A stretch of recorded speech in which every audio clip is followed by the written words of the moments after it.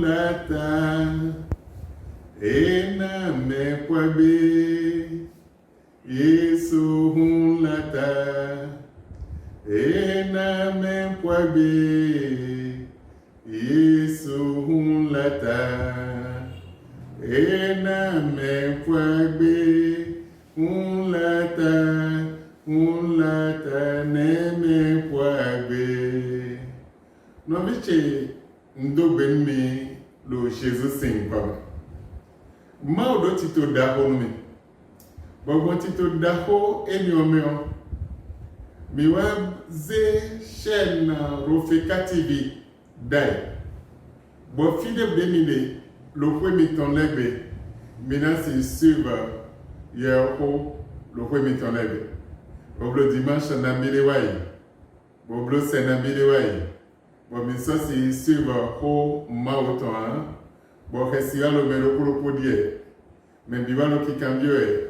ne jona imo ete jona je me mawo ya alo tito mauton me mawo do tito no vitone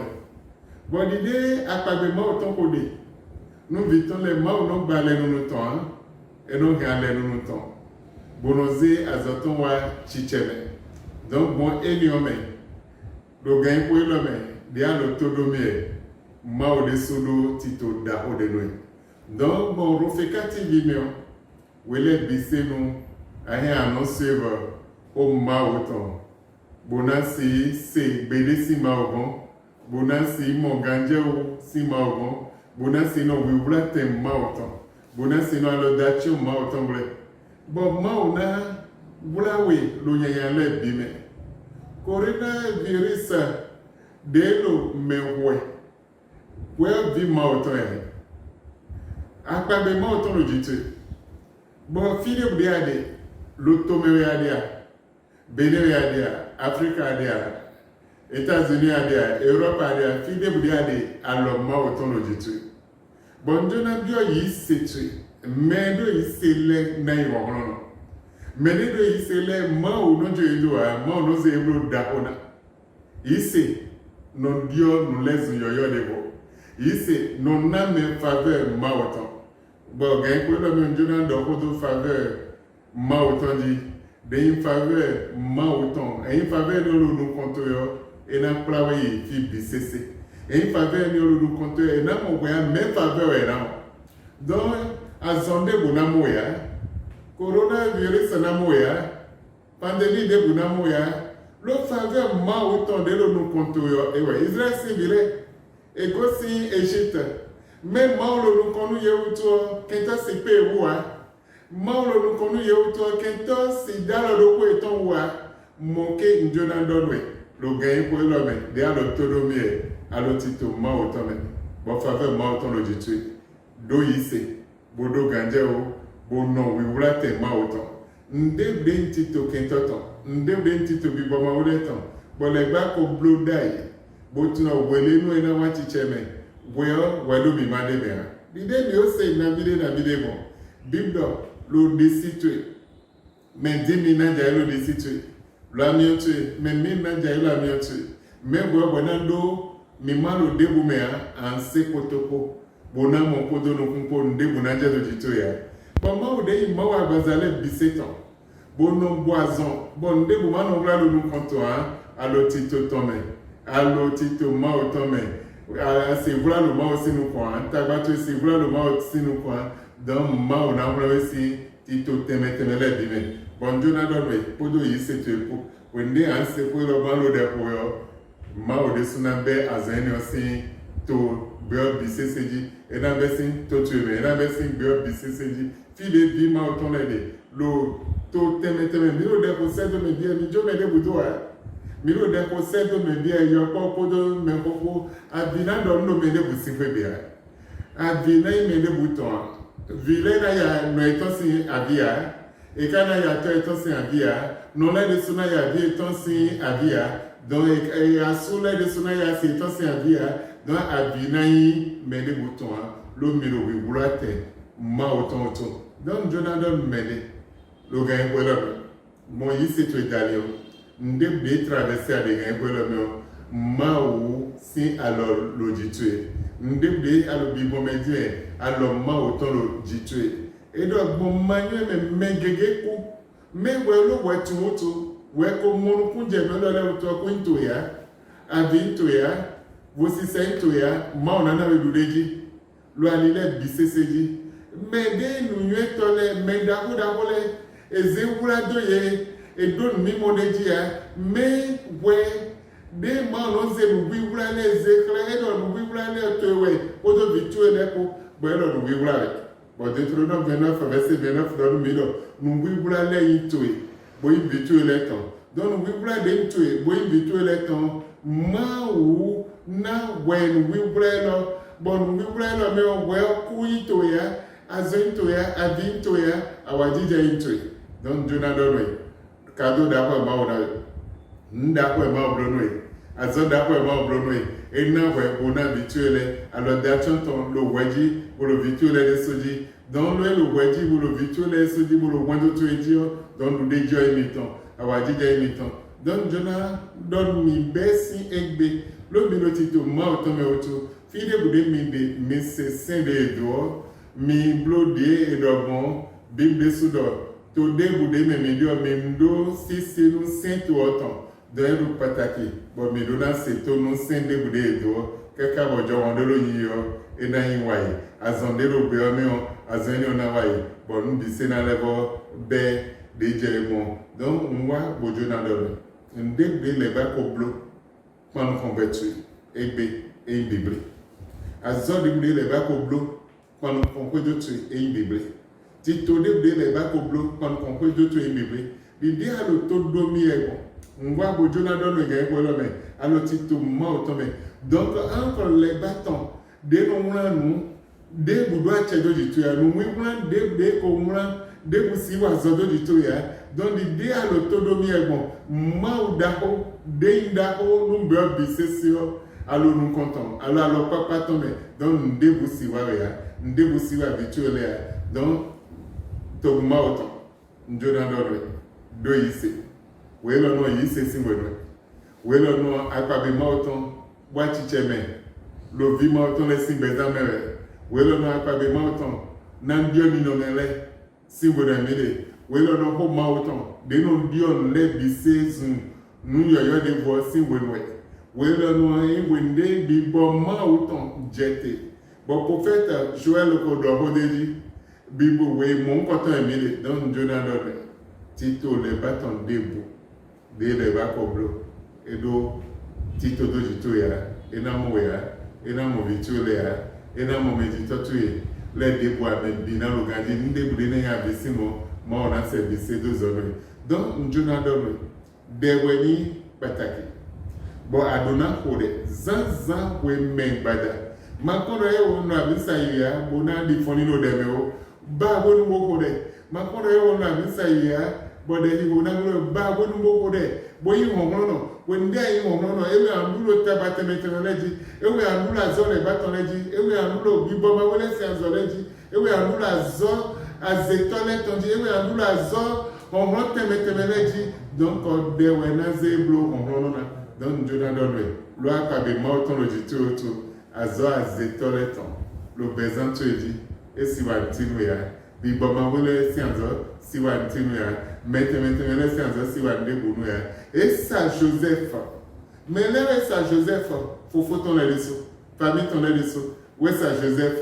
de éché symptômes bon bon ça Joseph de éché symptômes et donc ça ma autant le Joseph dit bon frère ne wa lo non koni l'idée Joseph c'est et wa monter le Potiphar c'est bébé bon wa ni dako le Potiphar c'est bébé bon wende motemelo Potiphar le bale ablotito boaze do gampame belo chena jetini o faveur ko le jenu koni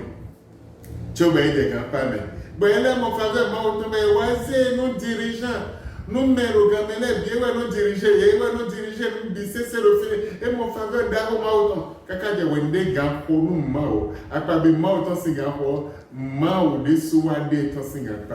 boze wuzu gouverneur et gouverneur nan l'automne. Eze ouzo premier ministre nan l'automne. Boye wedo achepipa. E wedo on le bi. E we eze ne bise dans le mena. Mene bunaze tayaga yewe. Donc faveur ma auton ndawe. Donc egbe no faveur ma auton yilodo bezanto dieu. No faveur ma auton yilodo kwetu ebere. No faveur ma auton yilodo victoire dieu. No faveur ma auton yilodo nous adjote à nous bise sedie. Donc il faveur ma auton auditorio. Bimba ma wele sodo acheroditoria. Azitole do acheroditoria. On temetele debu do acheroditoria. Ouais do acheroditoria bisedi. Lo faveur lo nous kono we. Faveur la ganwe. Donc debu na sotawe. Ambago debu plan debu na blo kono ko bina le ko ifile émotion. Donc Jonah donne. Bide mao blonu lazaro. Et dans blono wedeso. Bono iteje. Bazon koda lo tutu. Ambago de koloditue. Problème de koloditue. Jésus do benebe. Eya Lazare. Bon Lazare fond. Et do mitundai. Bo Dieu de bonui. Ben tundai. Bo Dieu de wei. Bo sing benebio. Lazare ben bio yeme. Don Jonah dono weme de be ma solo weme a. Boya azon we. Boya tabadwe. Boya ovesi senwe. Boyi nous vivons de l'eau à situer. Ben dans les lèvres comme yo weme gain pour l'homme. Doudeji dans les comme yo weme gain pour l'homme. Donana les comme yo weme gain pour l'homme. Le faveur ma autant tout. Bonyendi, ma doudeji dans le fitandio. Et non dame là. Et non gon akpabe Thomas wa chicheme. Dans akpabe de bude donwe. Bise na wa chicheme. Le bezanto dit. Donc on Jonah donwe. Wenwe lo desi wenwe. Kaka je wende bunu. De nananje. Ragonle numbeo. Donc wena lo susuwe. Egbio mi wonu si programme lo bon me bise na se. Donc wende vonu minambe plan temetemele sise. Requête temetemele minalo sise de bodo de ou. Bon wende minalo sise o enangwa lo no mi. Donc wemende budero sise we abia mon cher no ofikati bielo. Na we got it. Na moto tuele. Na me atone bise se bo no si wo kwelo. When they see another quello si well, and I say the other bezet, and I say Bobby Mondo bezet, and I know do they do le baji, and I know do they do tabatamenti, donc on n'a même bissé. Non, vite, et de l'auto, vous donnez naïe, de l'auto, mais naïe, de l'eau, as a tome naïe, et n'en voit l'homme même bissé. Non, moi, bon, je n'en donne. Ma ou de tito da ou de me. Bawadija intu. Wa Philip de Adiolo, alléluia, que, when they have alléluia, que, Njao nalo jijedo bezantu wendi hallelujah keyo alo mauton nalo dintrewe lo bezantu me lo gain kole bime lo chejule bime lo dejina intu nonte madome eshita wendi eje si bile singudo mako je to a mako de sulo no konu ye mako de supply e ko de to sin to me ese da wa tonji ko de to sin to me moke wendi Syria la chite bo wa samari si hoto bo jibodo a mina buye ko da dopo ena no fine wende ndugo eton bivo be masodu ohoro a wende no mina bioto ome bona buye bona eto bona ida be eton boya we alo ni no mele me body no me si ni no me veo andu no tabare a ndebudi amblo atunde amblo mo a benegbe ma uzan budu no ene Bese, Gouduno ene biokan,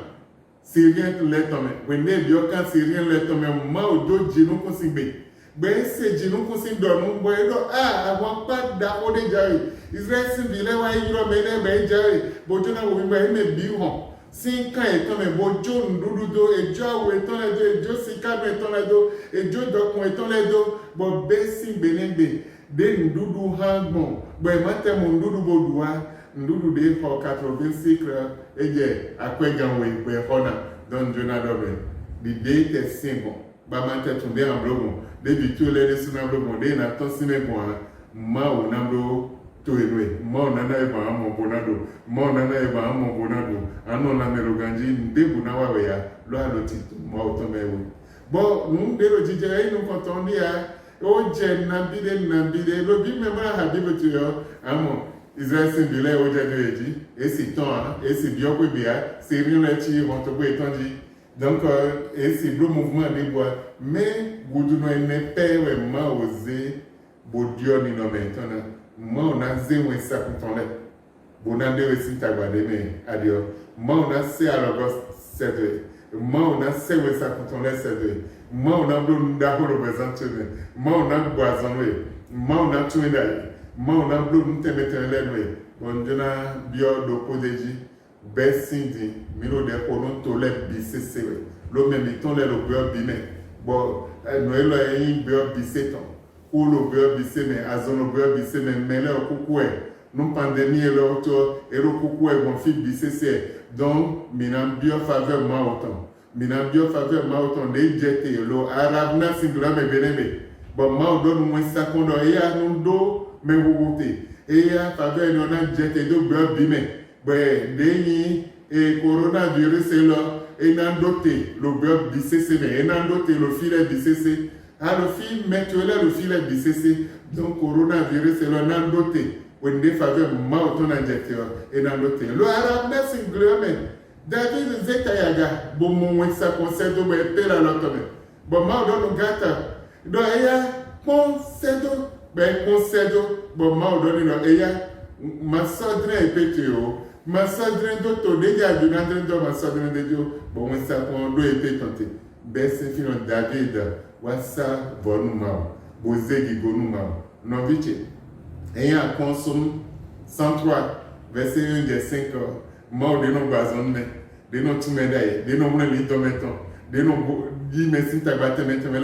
ben nos zégigoni, bon les dométons, nos zégigoni, et il y a des blots, nous, David, David, nous avons le psaume 103, verset 1 à 5 et dans le roi des soucis, ben zégigolen mao, en zégipaleni, en zésouleni. Donc, nous avons fille de Boudiade, le Ganjao, le Poituebe, le Alitueleji, le Yituene, le Iwatuene, alors moi, autant le Dieu, dans le Minakore, nous avons l'idée dans le Kouelodoy, Zé, you don't know, beaucoup de sensei. Maman, le Poube vidéo, fille de Boudiade, on tue beaucoup de.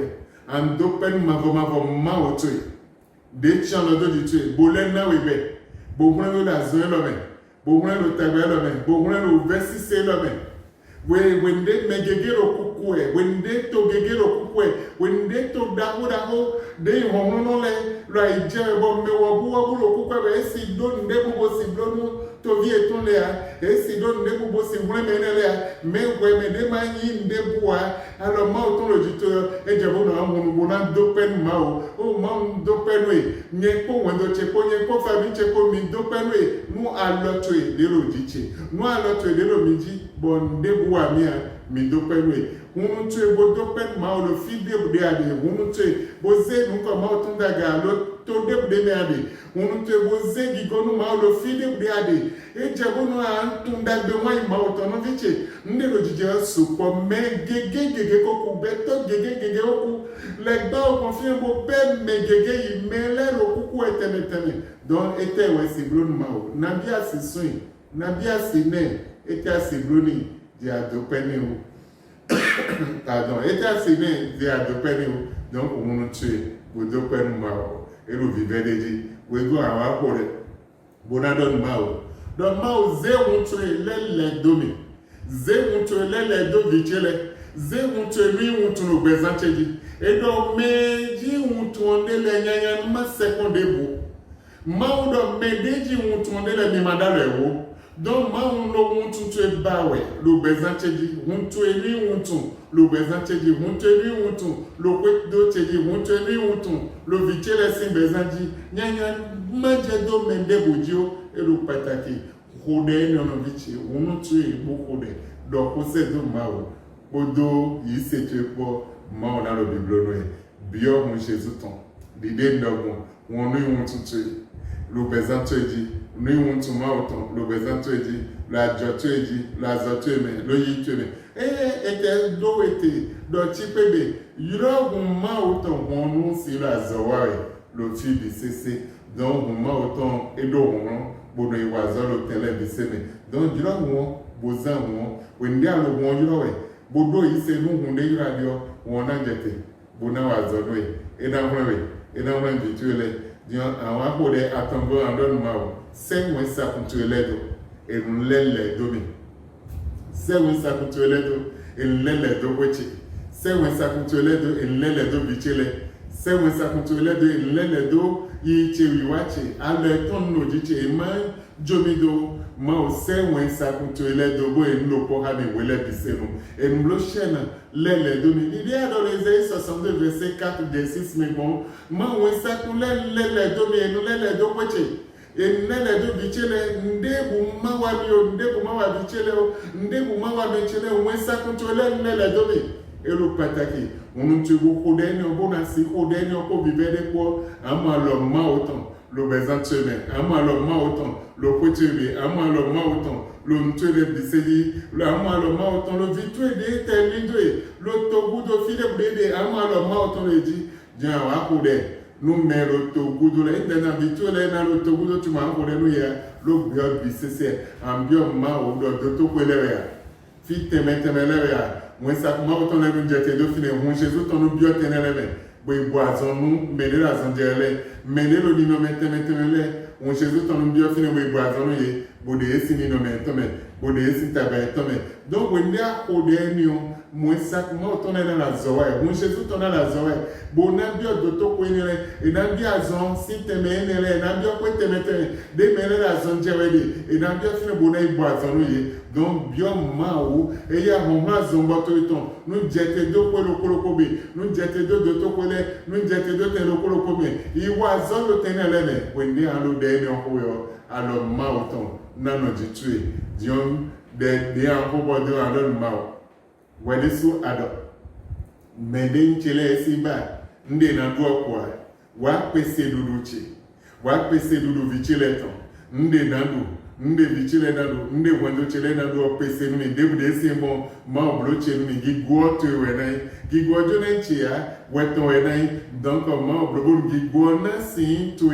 lo bezan chile donc blo no jaw lo bezan chile blo no jaw lo bezan chile ero pataki ma mvewe ze gigo to ekle blo no jaw lo bezan chile blo gigwo na sin to bon ne do na do de jahi ale ko de ma no ma fide alimania e we ano de alile wadi ali yoyo de volume wa blo nu yoyo de volume ai kuma de koku wo si ma ton le dia wa don de sin ton la kuma energy wa de sin ton la kuma cheji wa blo nu yoyo lo bezanchene nde mende mali ndo esi bi blo lo wonu sinsin lo ma wa blo lo bezanchene ni de kwa de so ado do wonu sinsin le mende nchele na ze daga mende nchele na chano do mende nchele na wura ye na do mi ma njijo de na do mi ma lo dia ma oze wa chiche me lo bezanchene we ni alo de enele ko alo ma oton na blo nda ko le lo bezanchene enyo gudu ntun ne ba dia ange intercesseur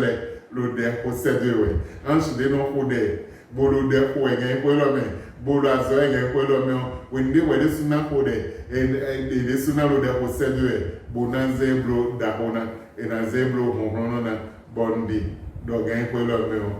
ma o da ko blo tu enwe lo Jesus in come ase ko lo mbabo na ando amen Mwale sunko mwando amen. Mwale wodo amen. Bogwe mende do amen fwo bona mwodo dudeji yemiton. Diodo yemiton ke alléluia. Zenu koma otonda gabula alléluia ke. Lo alléluia yin wuntun dudeji ton. Yin wuntun agayeton. Yin wuntun deyi azole baton. Yin bible lo bezan meton me yin wuntun mon koton. Donc alléluia. Onu gigwo no si ma ototon. Lo bezan tuebe, lo kwedo lo kuropoji, lo Jesus in coming. Amen. The name of Jesus, I love